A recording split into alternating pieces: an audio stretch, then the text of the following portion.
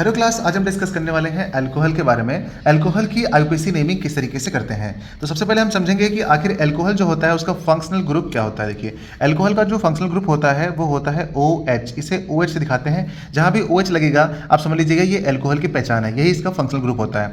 अगर बात करें इसके जनरल फॉर्मूला की, तो ये भी कई बार एग्जाम में पूछा गया है। देखिए, इसका जनरल फॉर्मूला जो होता है वो होता है ROH। आप कहेंगे सर R क्या होता है। R देखिए यहाँ पर एल्किल ग्रुप होता है। तो एल्किल ग्रुप का मतलब होता है जैसे कि आपका एल्केन्स होते हैं ना, उसमें से अगर एक हाइड्रोजन को हम रिमूव कर दें तो हमारा बनता है एल्किल ग्रुप। जैसे कि एथिल है, मेथिल है, प्रोपिल है, ब्यूटिल है, ये सब हमारे एल्किल ग्रुप्स होते हैं। अच्छा ठीक है। अच्छा देखिए, इसका एक जनरल फॉर्मूला और हम लिख सकते हैं। जैसे कि अगर हम यहाँ पर बात करें कि R की जगह पर कि आखिर R का जनरल फॉर्मूला क्या हो जाएगा, तो हम यहाँ पर लिखेंगे CnH2n+1 और इसके बाद लगा देंगे OH।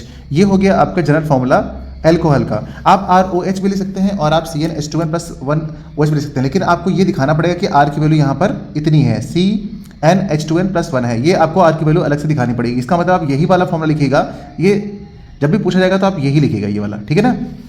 चलिए, आप जनरल फॉर्मूला समझ गए। अब हम लोग बात कर लेते हैं आईयूपीएसी नेमिंग की। तो यहाँ पर देखिए, मैंने आपको बता रखा है कि C1 के लिए मेथ यूज़ करते हैं, C2 के लिए एथ, C3 के लिए प्रोप, C4 के लिए ब्यूट और C5 के लिए पेंट। अगर हमारे पास एक एल्केन है, एल्केन का मतलब होता है सिंगल बॉन्ड वाले हमारे हाइड्रोकार्बन्स।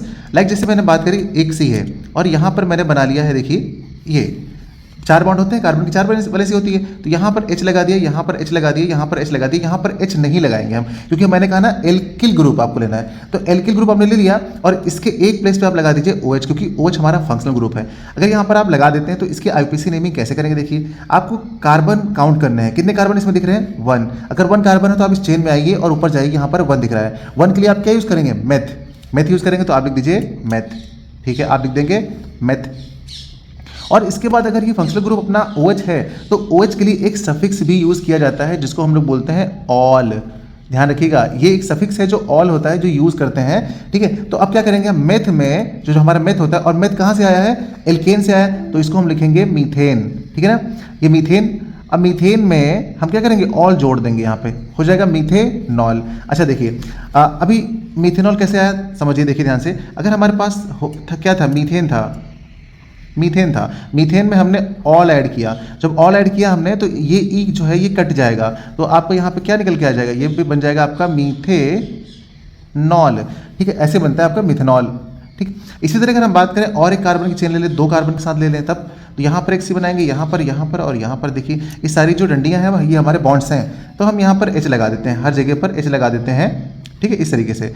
अब यहाँ पर हम बात करते हैं, अगर इसमें फिर से हमको क्या लगाना पड़ेगा? OH लगाने पड़ेगा, क्योंकि हम अल्कोहल का फंक्शनल ग्रुप समझ रहे हैं। तो अब यहाँ पे काउंटिंग करिए, 1 और 2 कार्बन कितने हैं? 2। तो 2 के लिए क्या लगाते हैं? एथ। और हमारे क्या है? एल्केन है, तो हम यहाँ लगाएंगे इथेन, हम लिखेंगे इथेन लिखेंगे, और इथेन में क्या जोड़ देंगे? ऑल, क्योंकि हम लगा रहे हैं अल्कोहल, तो हो जाएगा इथेनॉल।